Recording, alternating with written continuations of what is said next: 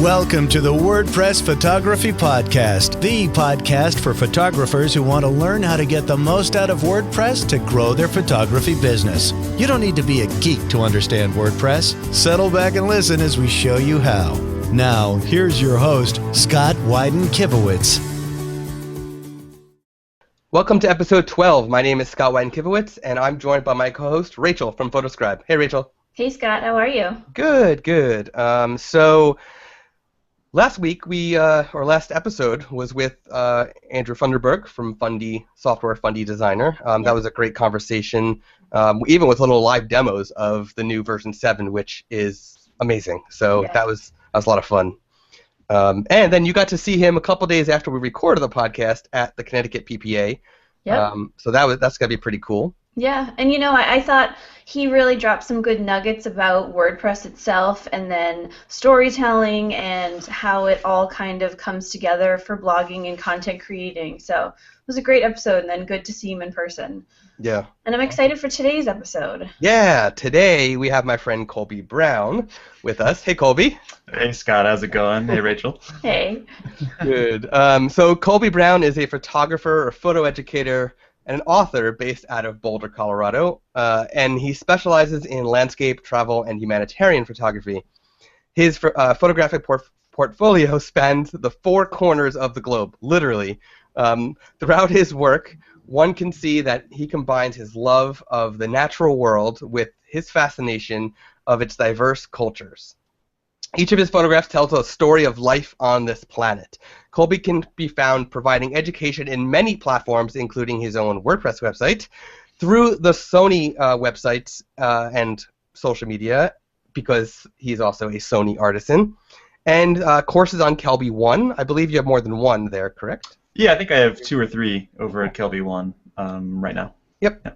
And Colby also runs the amazing nonprofit photography company called The Giving Lens, which we'll dive into a little bit during the episode. Yeah, I'm excited to talk about that. I just checked that out, and it's awesome. Thank you. Yeah, always excited to talk about The Giving Lens. Yeah.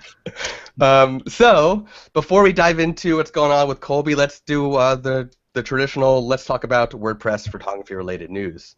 I got 2 short ones for everybody today. One being, by the way, before I even, talk about that, in the last episode we talked about 4.5 Beta 3 of WordPress. Now Beta 4 is out by the time we're recording this, and then by the time this airs, 4.5 should actually be out, because it has a release date of mid-early. I think it was like the 12th of April. So, and that's the one where you want to make sure about the image compression, right? Correct. Yeah, the image compression. That's a big thing. So listen to the last episode 11, to learn more about that. Yeah. Okay, so 2 bits of news. Automatic, the company behind WordPress.com, has released a new theme called Dyad.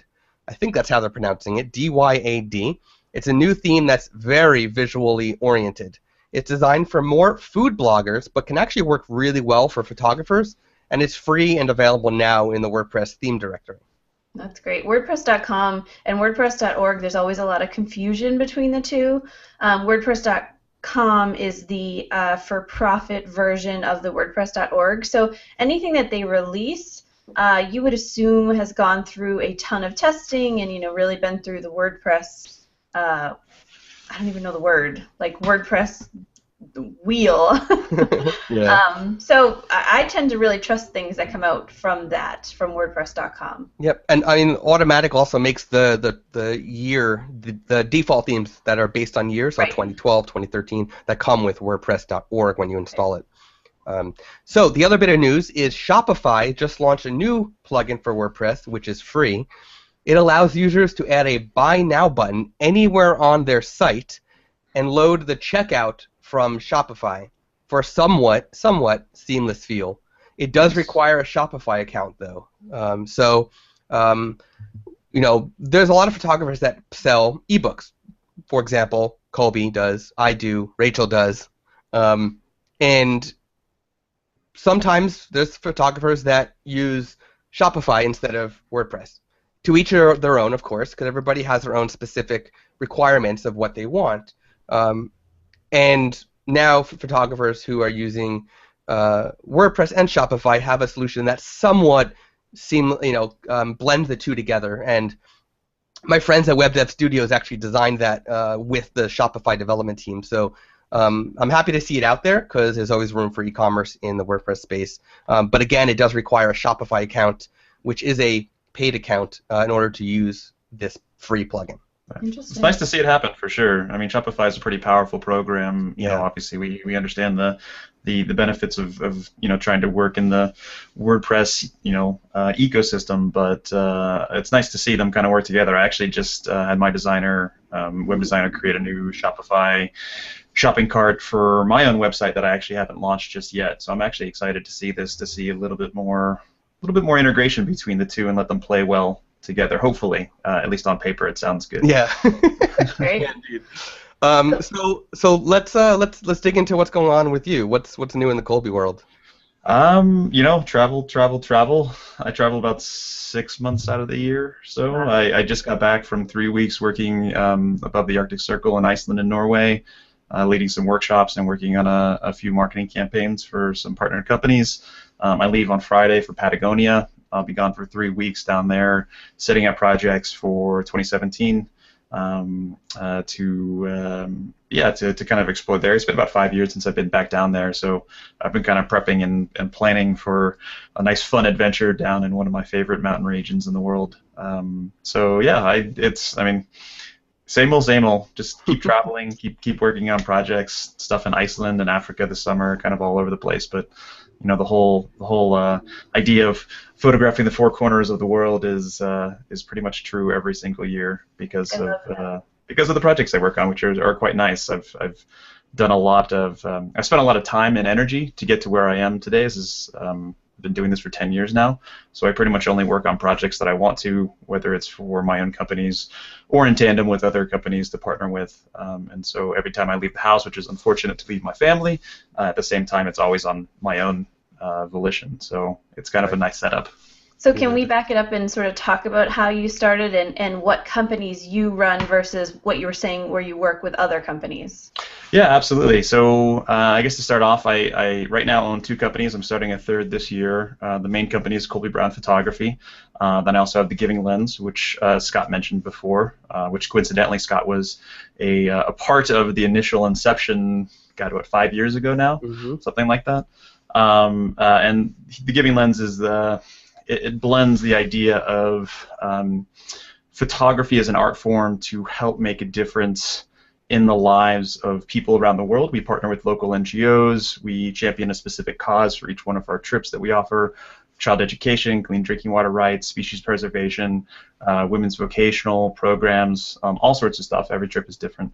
And then each trip acts as a fundraiser. And so that kind of keeps some of my staff busy. I have a few employees and a lot of independent contractors that kind of help me run that organization now all over the globe. We run about 8 to 10 trips a year, doing these fundraiser/educational trips in different developing countries in Africa and Southeast Asia, South America, Central America, stuff like that. And then Colby Brown Photography is a little bit more standard marketing campaigns with big tech companies like Sony, Toshiba, Wacom, Microsoft, Samsung, stuff like that. Also do some destination marketing wrapped around social media. I have about 3.6 million people that follow me through different social channels, as well as through my website, WordPress website.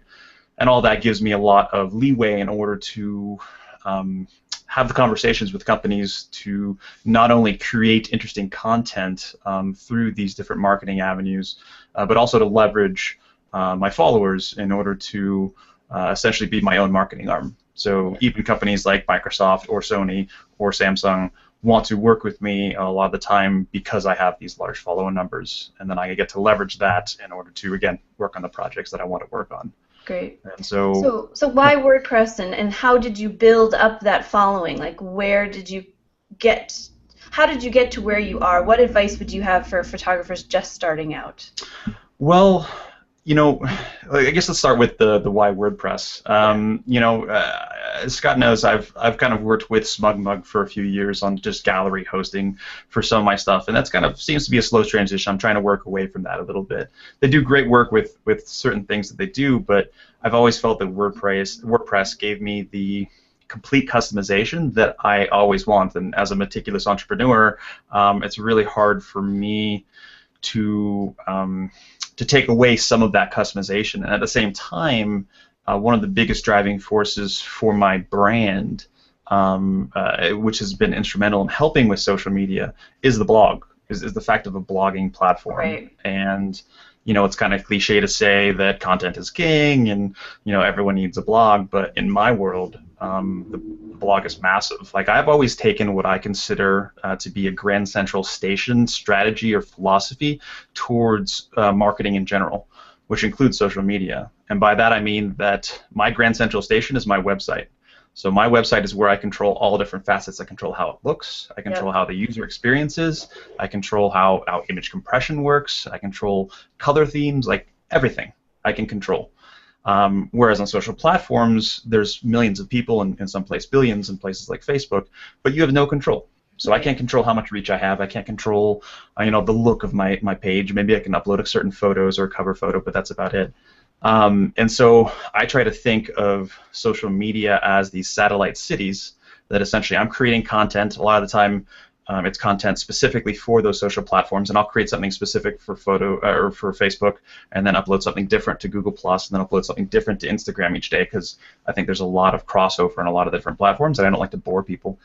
And ultimately, with the idea is when I have something important to share or to bring people, some important reason to bring people back to my website, then I include those links, whether it's a standard straight-up link scrape or whether I'm just including a link with some visual elements, things like that.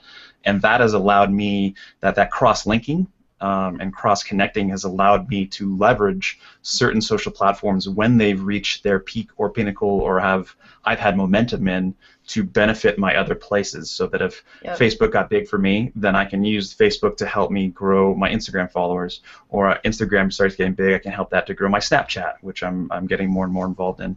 And that idea of kind of cross-linking with the intent of creating unique content that is specific to the market demographics for my readership on my blog, or through the idea of satellite cities, has allowed me to grow quite exponentially big. Now, I'm not the most followed photographer on the internet by any means, but I'm pretty high up there in terms of that quote-unquote influence, which is not necessarily a label I like to use, but it's certainly pretty standard within the industry. Well, I love how you said meticulous entrepreneur. I think that really sort of exemplifies entrepreneurs who do what you do, which is encompass all sorts of social media. Do you have you mentioned a team in some capacity. Did they help you with some of that social strategy, or is that something that you do yourself? The independent contractors that I hire and few employees do a lot of things for me, and that was definitely a very important, challenging lesson, was the idea of the value of outsourcing. Because I think, as any entrepreneur understands, as you gain more success, as you build more of a brand, your biggest commodity, your biggest asset, is no longer your skill. Right. It's time. Like, once you get to a certain level in any industry, and photography is certainly no different, everyone's creating good content.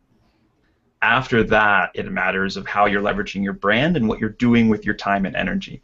And so for me, it's it's really important to kind of to push out and to let other people help me in areas that I don't feel that I'm strong in.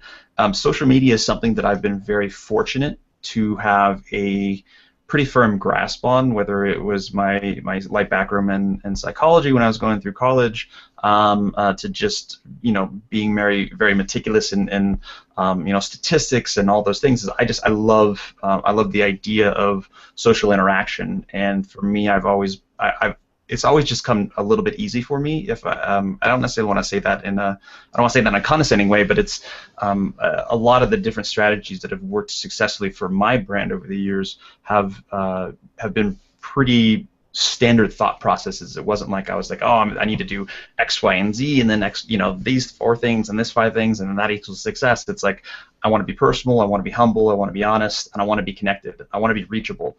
And so for me, it's very hard to separate my brand because my name is my brand compared to if my company was something else where then a bunch of people could do it. Like if I'm not answering my emails, or at least in some regard, or if I'm not responding to social media or jumping back in the comments, that's taking away from the brand that I've built. And so that's a constant challenge as you grow, as you get bigger, as I push out and I share something on Facebook and I get thousands of interactions and hundreds of comments, and I want to go back in as much as I realistically can and reply back to questions and things like that.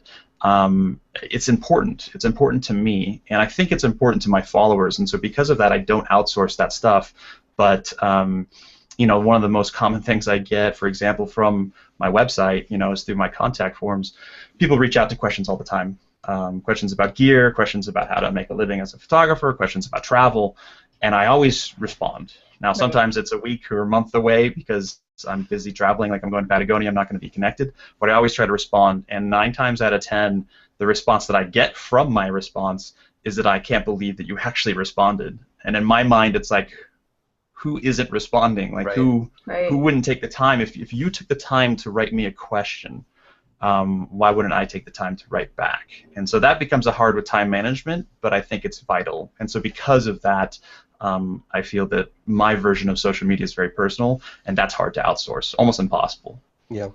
I want to.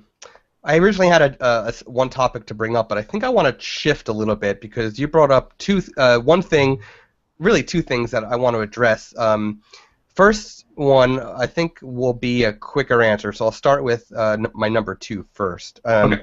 So you were doing a lot on Google Plus when they first came out. You even wrote a book on Google Plus, and you still use Google Plus. Yeah. But has it shifted more lately to Facebook as the more important avenue for yourself? And why do you think that is? That there's a shift, if there is a shift. It's a good question. I think there definitely is a shift. I think there's a shift internally within these social platforms. What I saw was that when Google Plus came out, a lot of people were fed up with Facebook, and to be honest, most people still are. And they wanted a different alternative. They were kind of bored with Flickr, and so Google Plus offered a pretty beautiful UI at the time.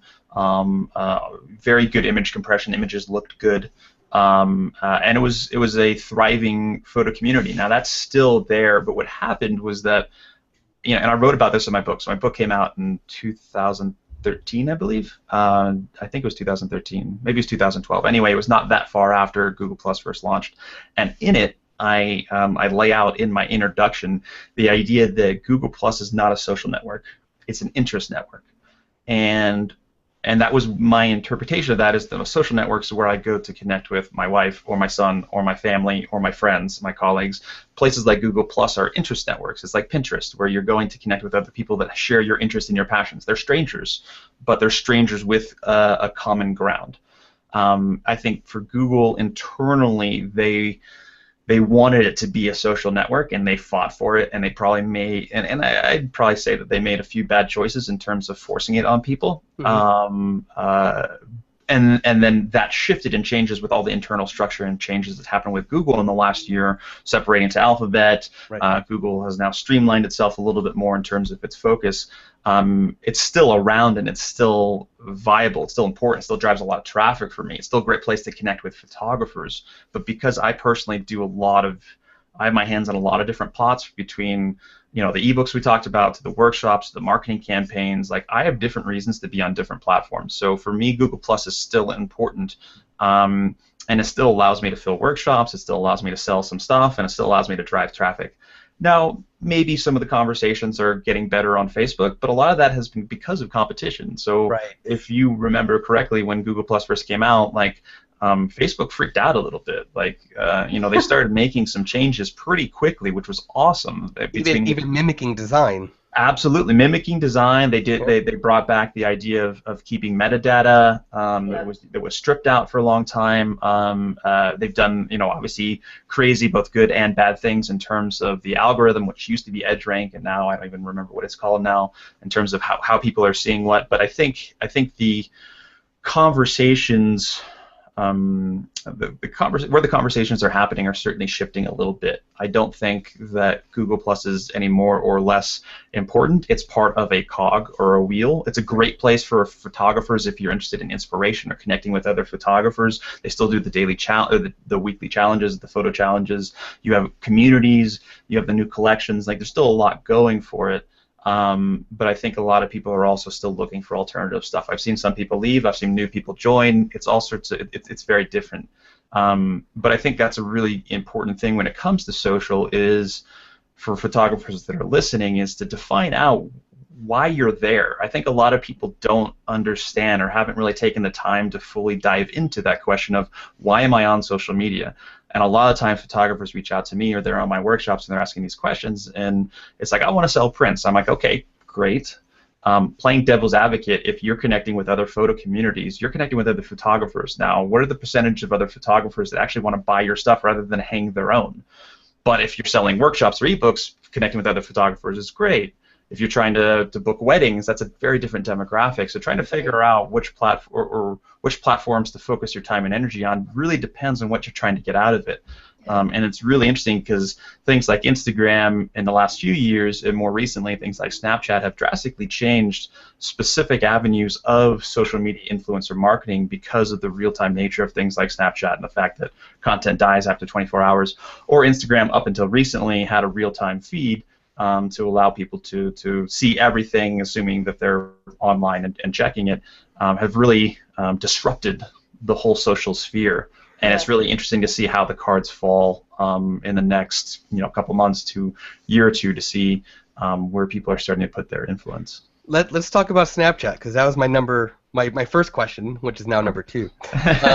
So I'm on Snapchat. You're on Snapchat. I'm on Snapchat. Rachel's on Snapchat. Rachel's on Snapchat. So you're definitely using Snapchat more in your overall marketing efforts. Yep. Are you seeing now? This question's coming at you from photographers to consumers and also photographers to business, right? Okay. Do you see Snapchat as a platform to gain new clients or to engage with current clients? Ooh, good question. And it depends on who we're defining as client, because my client might be different than your client. So Right. for me, for getting new clients, Snapchat, absolutely. For me, I'm again working with businesses. I can sit there and say, I get X number of interactions to Microsoft. Let's do a campaign wrapped around this or with that. If you're doing event photography or wedding photography or other things, it might be a little bit different. But I think it's interesting because I wrote off Snapchat for a long time, and for the most part, like, I have my ear to the ground with social media because it's so important into my brands, and I knew that it was gaining steam, and I just couldn't get my head around why it was important until probably 6 months ago or something like that, and I was like, you know what, I'm finally get it, and what clicked was the fact that the idea of exclusivity. So if we think of analogy in terms of prints. So if we think of if you're selling prints, you're fine art landscape photographer, say. You're selling prints and you're selling normal prints. You sell 100,000 of standard prints, like every print is the same. You're going to charge $100 for a 16 by 12 or whatever it is. But you start doing limited runs, and all of a sudden the shelf life of those prints is much smaller. The exclusivity, the value of it has grown. The same thing's happening with Snapchat, where that value for brands is gaining so much steam because it's now. Because when your followers interact with you, they interact with you in real time. They're following you every day. Now, if I share a snap out there and I get 700 or 1,000 people interacting with it, and then you multiply that maybe 10 snaps in a day for a trip I'm coming up to Patagonia, all of a sudden I'm reaching 10,000 people live that are watching every single bit of my story on Snapchat. And that is a huge level of influence of being able to use that for branding. I use it to teach people about Stony or how I'm planning, packing for trips, but you can exponentially see the value for that type of stuff. So for me, I think branding, using things like Snapchat to engage with followers from a brand level in terms of marketing, I think is the next big thing. I think it's the next Instagram. Instagram's had its bubble for a while, and I don't think it's burst just yet, but I think we're going to start seeing a downward slope, especially with the new changes to the algorithm. Yeah. Where companies like Mercedes-Benz, we're spending $8 to $10 grand per post. Getting influencers to create stuff about them. Now, I wasn't at those numbers, but a lot of the time I was making anywhere between $1,000 to $3,000 a post for some of the marketing stuff that I did for certain companies. And that's decent money for this type of stuff. I think we're going to exponentially see people move over to things like Snapchat because of that, the valuation of that instant interaction, instant feeling. Now, I hope that they change a few things. It would be great to have some more interacting or hyperlinks or all sorts of other stuff, but that's kind of more of a utopian ideal, and that might drastically shift the valuation of where the content's coming from. And this is where I struggle with Snapchat. Not that I struggle with it, but there are now things like Periscope was the first, and then Meerkat, that whole big, and then bringing on Google Live, Facebook Live on Facebook. Mm-hmm. We are a podcast about WordPress because we believe that WordPress is a great place for your website. It's a great place to have your content and keep your content so that people could come back a year, 2 years from now. So my issue with Snapchat is, and the question that I have is, what do you ever think that those, just because it goes away, do you lose some of the marketing pop, by it being limited to that 24-hour window? I think that was one of my biggest holdbacks as well, is that idea of why am I creating content? Like I think as content creators, I'm probably sure we all agree that the idea why we've been able to find success in our specific verticals is because we've understand how to maximize our skill sets and maximize the content we're creating. So when I create a content for Microsoft or for Australia government or Canadian government, whatever, I'm trying to leverage that content into 12 different places. Even if I'm getting paid for 2, I'm going to sit there and build into the contract the fact that I can leverage that stuff to go other places. So that mentality held me back from Snapchat, where it's I'm creating this stuff, and then what the heck am I going to do? It's gone. Right. But once I wrap my head back around that idea again of the instant interaction and the fact that you can save my stories. So what I do when I go on a date, on a trip, or I was just in Iceland and Norway, like I mentioned, I'll create maybe 10 to 12 snaps a day. And like I said, I'll get that interaction 500 to 1,000 generally per snap. And after a 24 period, the same time every single day, I'll save that my story, and that essentially gives me that 24-hour window in a. I don't even think it's 720p. It's something pretty bad. But then I can then take that video, which unfortunately is vertical video, which is another problem, and then share that onto Facebook or share that onto Twitter or Google Plus, and then use that content to pull more people into. So you do share it. So I do share that stuff. Okay. It's limited. Right. That was a little bit of the saving grace. Now I still think the exclusivity is important, and at the same time, I think it's common for a lot of people, myself included at times, to look at social platforms in the same way. I think a lot of photographers look at Facebook and be like, oh, well, what I'm doing on Facebook isn't working, but I'm going to try that same thing on Flickr, or I'm going to try that same thing on Google Plus, or on Twitter, or on Instagram.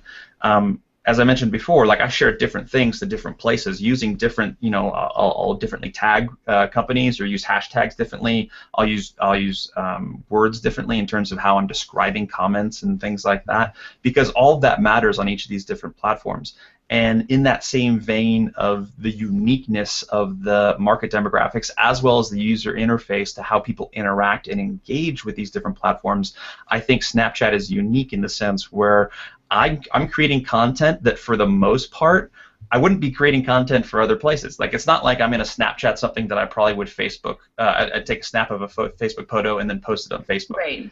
I'm going into it with a mindset that I'm getting on my plane to head down to Patagonia, and I'm going to give a few quick, tidbits of what's happening. That's not something I would necessarily use to create a tweet or to create a Facebook post or Google Plus or an Instagram piece. So I'm creating content specifically with that platform in mind, and so because of that and the nature that I can still kind of save it, it allows me to get around that idea of I want to leverage everything that I do to 12 places, because that's how I extend the value. That's how I can work with companies and say, hey, this is going to be a $20,000 project. Even if I feel my time is worth more, I then know that I'm going to be able to take that video content or those images that I've non-exclusively licensed to this company and then expand it out. And so it sidesteps those challenges, issues as content creators once I change that mentality of the value of exclusivity or the value of real-time shelf life, and then the fact that I'm going to create content specifically for Snapchat, knowing that I'm not taking away from this should be a Facebook post or this should be a tweet. I have different strategies for each different platform. Nice. So our next, go ahead. Yeah, I was gonna say let's go back to WordPress for a little bit. Well, so I had actually a connection with that. So our next section is like guest recommended WordPress plugins and/or themes, and talking about all this social stuff. And you doing most of it. Are there any tools that you use in WordPress or in these social to help sort of plan out? Because I love what you said about the strategy. I think that you're spot on with doing different things to different platforms, but how do you do that as a solo entrepreneur, and what do you recommend for photographers who are doing it all themselves? Absolutely. Well, let's start with, I guess, a few things I recommend in terms of WordPress focused plugins. So again, with the idea of the Grand Central Station, I'm creating a blog post, say, that will ultimately tie into either maybe products or services that I offer, or at least getting people into my universe then that I can sell workshops or do other things in a very low-key, I'm going to market slap at you in the face. Like, I can't stand when I get to a website and I get hit with a newsletter subscription right off the bat. Like, I just can't. It doesn't work for me. And so for me, the idea of creating this content and then sharing it out to these satellite cities with the whole strategy I talked about, I've used a handful of different social plugins, and Scott knows this well because I ask him quite a bit of questions. Every other month, I'm like, well, what about this one? And I want this functionality, but this one does it better.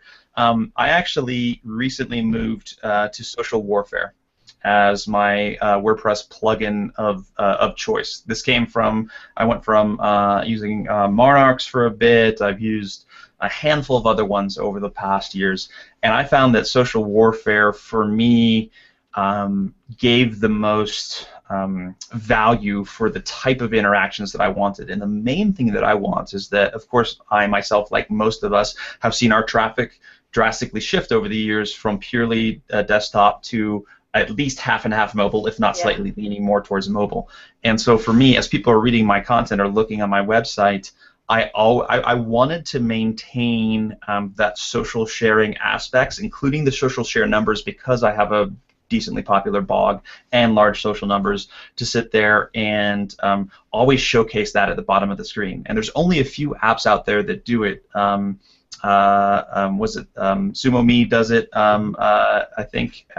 Social Warfare does it, where on a mobile platform, if you scroll down to the bottom, as you're scrolling down, at the bottom of your screen, it will hold the placeholder for your social shares. And if you limit it to three social shares, then it actually shows the share count. So I can sit there and scroll down and say that, oh, this page, this post of mine was shared by 30 it had 30 tweets about it. It has 1,000 Facebook interactions and 10,000 Google Plus interactions.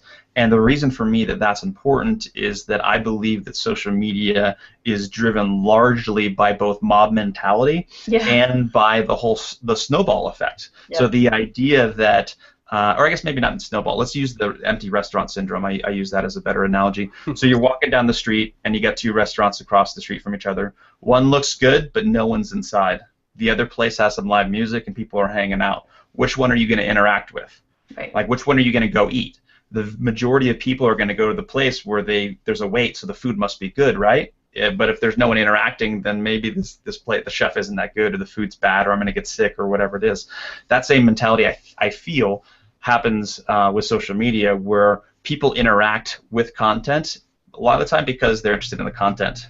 and a lot of the time they're interested in the content because they see that a lot of other people are interested in the content. So it kind of builds on itself. So social warfare gives me that ability to not only in desktop but also in mobile to sit there and say, hey, I had this post has 70 comments and thousands of interactions, so that adds value, perceived value, right. For what it is. The other one I'd probably say in terms of a WordPress plugin to not go too long-winded in my answer is probably actually just Yoast. I find that a lot. Yeah. Yeah, it's a super popular one, and the reason that I like it, and there's probably a few others that do similar things, but again, being a meticulous individual, I like to control how my stuff is shared. So for the longest time, when people would share my posts on social media, which I appreciated, I didn't have the ability to control the link scraping. I didn't have the ability to control what image was used as my header file. It would just pull from the first one for my images, and how my old website was chosen. That was actually a bad thing because the first image was actually a header file rather than the actual content of the blog post. And so now with Yoast, I sit there and go in and I control the description, I control the title, I control the photo for Facebook, Twitter, and Google+, so that when people share through those things, I'm controlling at least how it looks. And to me, that's pretty important. The SEO benefits aside are quite nice, but I think a few other places do similar things. But I love that idea of controlling the link scraping for how those links show up when people share them. So social warfare and Yoast SEO both do the Open Graph features. Now, just for anybody who's watching, listening, they play well together. So social warfare was coded so that if Yoast SEO is active, it's going to rely on the Open Graph based on Yoast SEO. Unless you add Open Graph data in the social warfare section, then it overrides what you did in Yoast. Yeah, makes sense. And social warfare also has a Pinterest option, which Yoast does not. So you can specify what image you want used for Pinterest, which is important because Pinterest, you want a tall image specifically for it to stand out. So absolutely. Well, and I think this is a good conversation because we've definitely talked about Yoast almost at every podcast recording at this point, but it's always been for the SEO benefits. Mm-hmm. So I love that you've introduced it as because you can go in and control, which image goes on Facebook and which image goes on Google+ and what the titles are and that functionality. Yeah. It's a little bit harder to find. It's hidden. In the old version, it was hidden behind tabs. I don't actually know where it is in version. In the new one, it's actually on your post itself. So as you create your post, as you scroll down below the actual content box, you'll have just below it, at least on mine, is the Yoast section, and there you have multiple different tabs, vertical tabs actually, and each one of them are for Facebook, Twitter, Google+, and then I can sit there and, like I said, control each different one. And prior to version 3 of Yoast, it was horizontal tabs. Yeah, correct. But I know that they reversioned it. So, so I kind of wanted to move into, we haven't talked about your charity at all, the Giving Lens. And is there anything that you do, I'm assuming that's a WordPress site, is there anything that you do on that's different from your business site?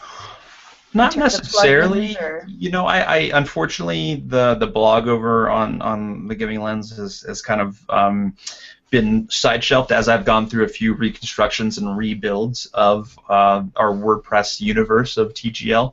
Finally, now I'm in a very happy place where I love the look and the feel and the UI across the board, from desktops to tablets to mobile.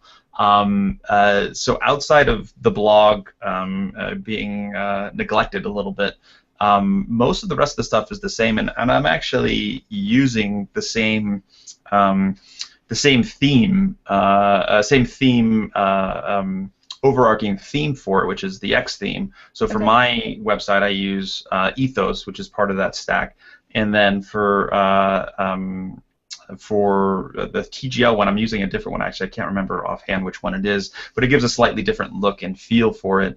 And the reason for that is specifically the visual editor that they have called Cornerstone has been instrumental in helping myself work with other individuals to really easily create templates for stuff that we're doing. So like for TGL, it's really easy to create a template for our workshop pages, things like that. So someone that doesn't have a ton of HTML background can go in, and I can show them and train them how to create new stuff very easily. Yeah. And so I wanted to work in that same aspect. But in terms of the overall focus, the feel, like if you go to both sites, there's a lot of similarities because that's just how I wanted things to. I know what I like. But the usage is for most part the same, although, like I said, with Colby Brown Photography, driving traffic is more of an important factor for us right now, whereas TGL is still surviving and growing based on word of mouth and external content being driven back to us. So, yeah, we've heard a lot about the X themes, huh, Scott? Yes, we have. Yeah. In fact, I think 3 Imagely ambassadors are using the X theme. Yeah.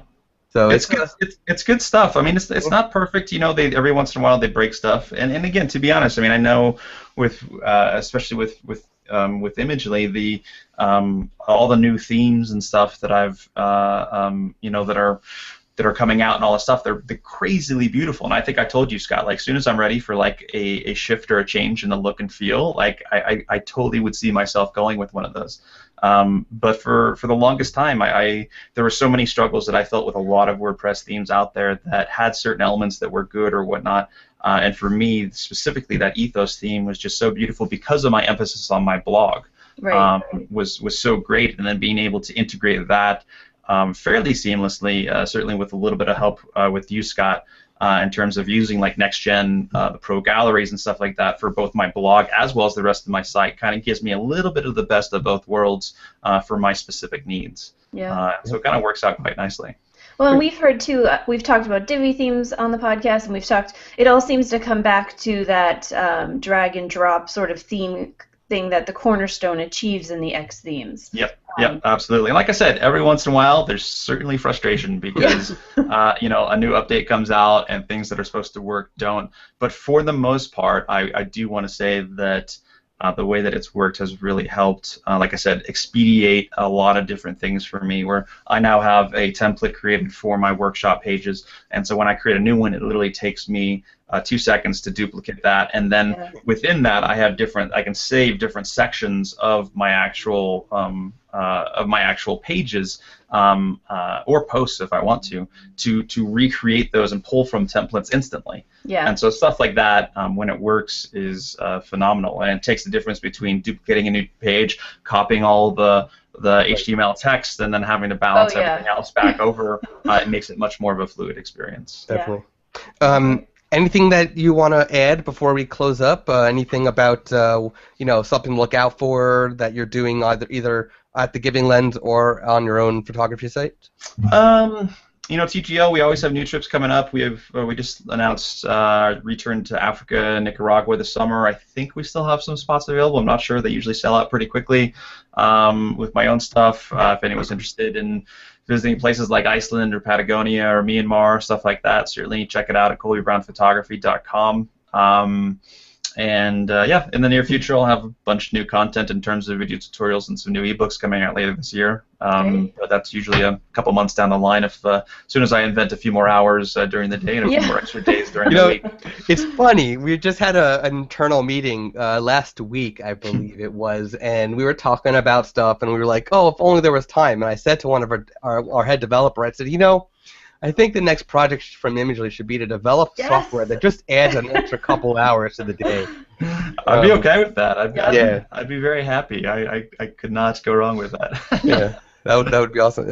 I'm pretty sure that would deserve a Nobel Prize or some crazy cool award if a developer actually managed to. And the code name would be called Einstein, because that'd have to be finished. But there needs to be algorithms for like times children are sleeping. And, there's a lot that would go into that. Yeah, absolutely. Yeah, everything is conditional. Yeah. Absolutely. So that should be easy, right? Yeah, it should be very easy.